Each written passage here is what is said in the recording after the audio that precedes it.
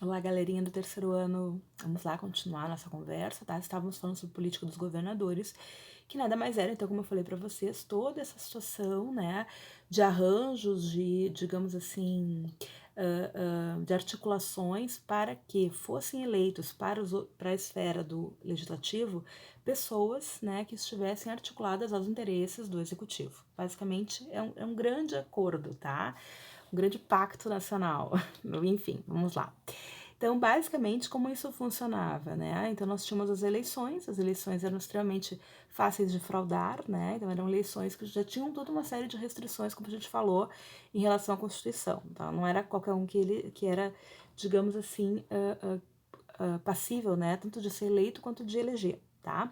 Então, tu tinha uma série de situações, o voto era aberto, né? Então, tu falava ali, todo mundo ficava sabendo, ou seja, né? Isso já acarretava uma pressão sobre a população e era, como eu disse, extremamente fraudulenta, muito passível dessa situação. Então, basicamente, nós tínhamos numa das eleições uma comissão, que era a Comissão Verificadora de Poderes, e basicamente essa comissão ela era controlada por grupos indicados, né, ou seja, politicamente já alinhados, então, né, a situação local, digamos, né, então, a política dos governadores, em tese, também favorecia muito o poderio local, né, já que o poder a esfera macro, né, nacional, dependeria, né, dessa situação, dessa articulação local e governamental.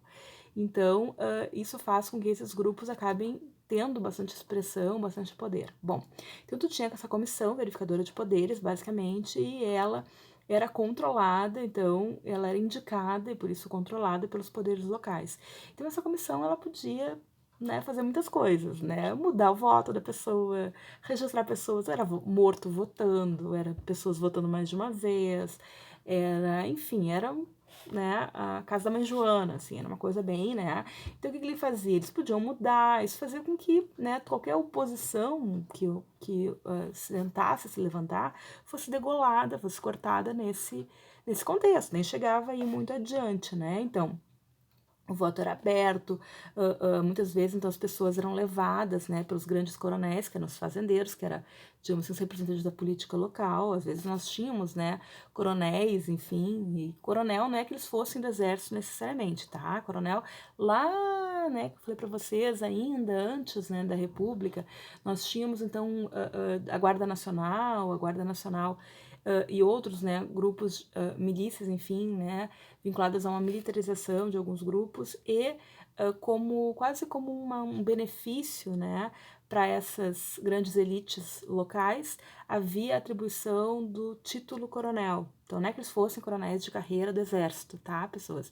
Isso está vinculado lá no Brasil Império, período regencial, aquele período ali no qual, então, muitos coronéis se constituíram, digamos assim. Mas, na verdade, era um título dos grandes proprietários, digamos assim, né, do período, enfim, tá? Era um título.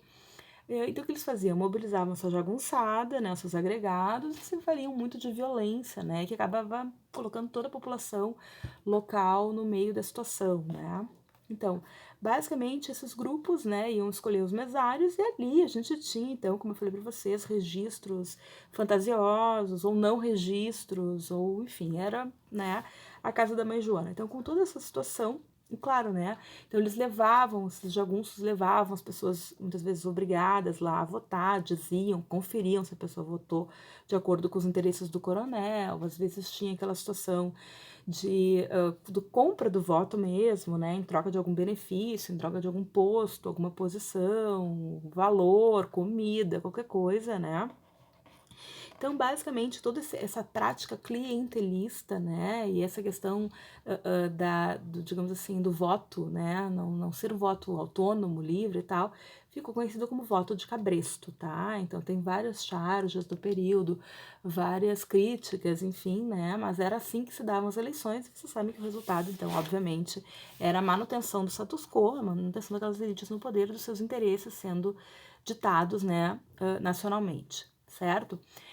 Bom, então nós tínhamos, como eu falei para vocês, toda essa situação de práticas autoritárias, a prática de violência, e na verdade isso acaba se enraizando, né, na história brasileira, nas práticas sociais brasileiras, né, que não é à toa, digamos assim, que a nossa sociedade é isso que vocês podem ver, né, no sentido de violência, coação, autoritarismo, falta total e completa de estímulo à autonomia, ao pensamento crítico, enfim, né, não se quer, se quer que as pessoas continuem no cabresto, basicamente, né.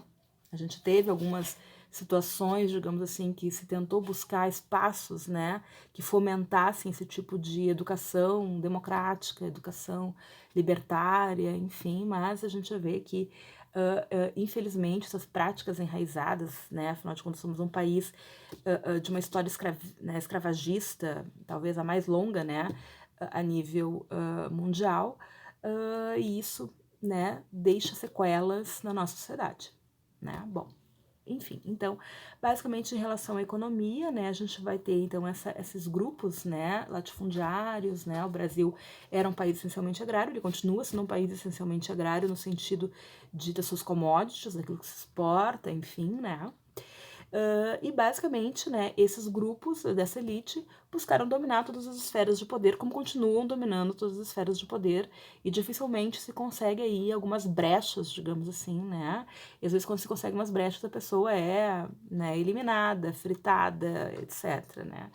Enfim, bom, então basicamente, né, a dinâmica cafeeira é a atividade mais importante, né, e que essa questão da cafeicultura se estendia principalmente em estados como São Paulo, Rio de Janeiro, Minas Gerais, né. A gente tem outros produtos também importantes nesse período que estão despontando, como a questão da borracha, certo?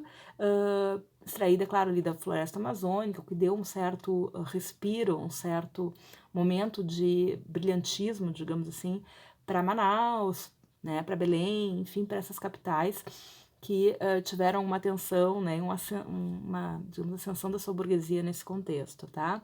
Bom, em relação também a outros espaços, né, como o Rio Grande do Sul, com o gado, Paraná, né, com a erva mate também, um pouco do café, né, algodão na Bahia, Maranhão e outros espaços, tá? Então a gente tem alguns. Porém, como a atividade cafeira era a atividade da qual dependia economicamente o Brasil, é claro que os estados produtores já de largo tempo do café tinham uma condição econômica, né, e como eles são estados mais populosos, são estados que tinham uma representatividade maior, e por isso mesmo as decisões, né, desses outros espaços, como o legislativo, enfim, acabavam sendo favoráveis aos interesses, né, cafeicultores, certo? Então, o café é o grande motor da economia brasileira desde o Segundo Império, tá? E continuava sendo aí nesse primeiro momento. O Brasil dependia sobremaneira, né, do café, e por isso mesmo a economia vai estar atrelada a essas oscilações, isso vai se refletir no cotidiano, certo? Então, de um modo geral, essas são as bancadas que têm maior representatividade. Obviamente, os trabalhadores não têm representatividade nesse contexto, certo? Grande parte do capital investido era um capital inglês ainda nesse período, tá? E que era investido principalmente em melhorias estruturais que estivessem vinculadas aos interesses cafeicultores, ou seja, ferrovias que tinham grande medida, né, permitir essa logística e muitas vezes, inclusive, transportar melhor o café, assim como melhoria nos portos também, com a perspectiva da exportação do café. Então, o café ele era o coração econômico do Brasil, certo? Então, basicamente, o Brasil era extremamente dependente dessa situação, certo?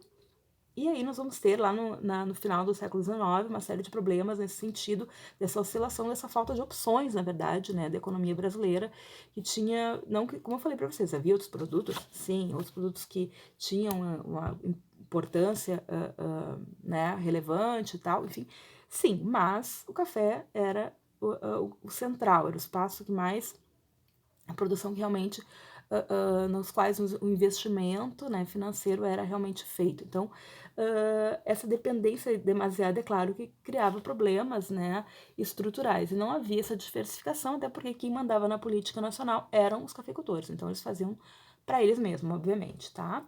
Então, basicamente, a gente vai ter né, toda essa situação, né, os preços do café vai ter uma né? Num primeiro momento, na última década do século XIX, a gente já tem momentos de alta no café, o que faz, digamos, uma tentativa de expansão dessa cultura, ofertas de crédito, mas isso logo, né, vai mudar logo ali no início do século XX, tá? Mais ou menos lá por 98, a gente vai ter uma série de problemas, né? Vai oscilar esse valor, vai diminuir a importação, né, do café. Os principais estados, países, enfim, que importam café vão estar vivendo situações internas, né, também de algumas crises econômicas, enfim, e mais ou menos em 1898 o Brasil está à beira de um colapso financeiro, uma situação bastante crítica, com uma grande dívida externa, né, com um grande problema, né, econômico, de desvalorização, inflação, enfim, o caos, né, e com isso a gente vai ter algumas mudanças, digamos assim, em relação a esse olhar já no governo Campos Salles, tá? Então, no próximo vídeo a gente vai enfatizar essa situação. Cuidem-se, até a próxima.